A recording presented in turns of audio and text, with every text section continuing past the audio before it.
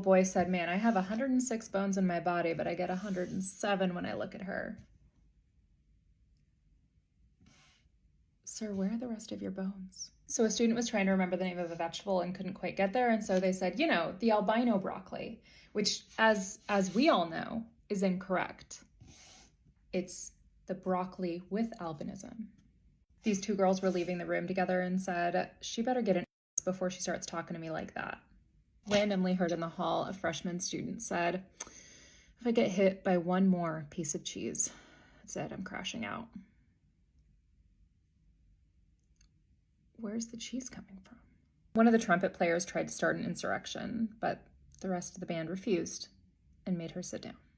So it's gonna haunt her forever. Some 10th graders were sending Snapchats to each other of their diarrhea. Why? I show up to do stand-up, it's so funny because I'll have the club ask me, like, what do you want us to do if there are hecklers? And I'm like, oh, baby. I mean, I'm not concerned. The heckler should be concerned. My audience is over half teachers.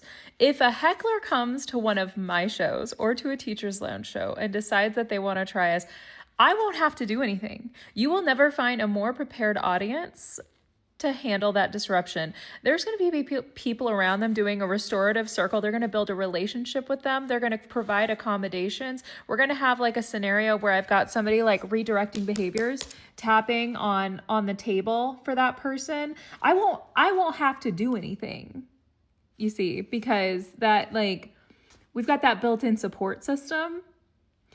Like it will be addressed, but we're not going to need security to do anything. We got this. We've literally been preparing our whole lives for this. Problem with giving really good feedback to students is that if I don't have the mental capacity and time to do that, then just so much goes ungraded, because it takes a very long time to give like solid feedback. And now I'm sitting here with so many essays because I've got like these mini deadlines for my students. And I'm so far behind on grading because I was getting my edit done, which my edit's done now. It's very exciting. I have a meeting with my team this week to talk about how to do the launch and try and boost like all the pre-order sales for my book and all of that. But meanwhile, I have my students who are suffering because, and like writing this book is part of my job, like that is part of my professorship. But so is giving feedback to my students. And it's just, man, it's hard. It's really hard when you're balancing all of these different things. I told my kids I was stressed, and they told me I should become a zookeeper instead of doing what I currently do. So, if you know of any zoos looking to be kept, don't expect any of the paperwork to get done, but I'll go, I don't know, poke a zebra or something. Student said, I don't like candy corn. I ain't no. It's rude. I like candy corn. Wait, a student wrote on their class Instagram page that they hid a ball of meth in the teacher's lounge. And am I the only one that didn't know that meth comes in balls? I thought it was like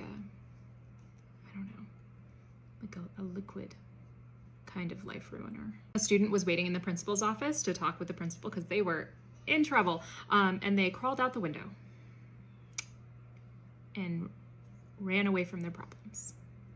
Asking the real question, some kid asked if you would rather have hot dog fingers or hot dog toes. And I feel like maybe we need Gasper Randazzo to maybe weigh in on this, given his known hot dog affinities. Two sophomore girls gave each other cartilage piercings with sewing needles during study hall, which, I mean, who among us hasn't done a little light stabbing during study hall? My 4-year-old son, he's got a lot of feelings, right? So he sits down on my lap because he's just a snuggly boy, right? He's 4, he's there for the snuggles, so he climbs up in my lap and then he just heavily sighs, right? And I'm rubbing his back and he starts making like a really sad face. And I'm like, buddy. And then he just sighs again and I'm rubbing his back and I'm like, sweetheart, what is it? He said, don't. Like pushed my arm away, but then snuggled closer. So like I continue to snuggle him and I'm like, sweetheart, what's going on? Huh? What's going on? Why are we so sad? And he went, looked me dead in the eyes, right there, and said, none of your business. And then he went back to pouting. Sir, you came out of my business. What do you mean none of my business? You are your advice. Please don't scroll. Please, I need your advice because I have the pre-sale of my book is coming out in like the next couple of weeks. I'm really excited about it. It's a teacher survival guide. It's like funny and it's got advice and it's got all of that. But the book publishers basically leave it up to us to market it. Like there's not really a marketing push for authors like me that are like just doing it for the first time and all of that. And so I want advice from you guys. Do you have advice on how I can make sure that the right people get it? Because I just know that there are teachers out there who feel like they're drowning and would benefit from the stories and the templates and the like all that stuff. But I am really nervous about like doing this big push. So I wanted to hear from you guys if you have any good ideas about how I can get the word out and all of that, because I'm really excited. I've worked really hard on it and I really want people to benefit from it. So yeah. You volunteered to drive everyone to the party? That's great. Everybody needs, you know, a safe chaperone to take everyone there. Come on, we need your help over here. You just want to sit there and play video games. Can we get out of our chairs, or you're moving again? You literally just got here. Take that out of your mouth. No, take it out of your mouth. Thank you. I know the Crayola ones taste really good, but I cannot afford to keep buying new crayons for you. Okay, we cannot be eating them. You want to be an astronaut? Wow. But you hate STEM. Still want to be an astronaut. Okay, I forgot one. Who? But in all seriousness, thank you to all of the veterans today, and happy Veterans Day, especially to my favorite veteran who married me a very long time ago, back in 2008, a Marine who was smart enough to marry a teacher so he could have a lifetime access to crayons. Oh, sweetheart. Wallace and Gromit, stop it. I'm the good guy. I'm the one trying to make your life better through education. You are the op. Oh, your name's not Kimmy? Stephanie. Not even close. What do you want? Hey guys, let's all line up at the door. We're gonna take a bathroom trip. You just got back from the bathroom. What do you mean you have to go again? You did the 1 chip challenge. Should make you wait. You can go to the bathroom if you promise not to vape.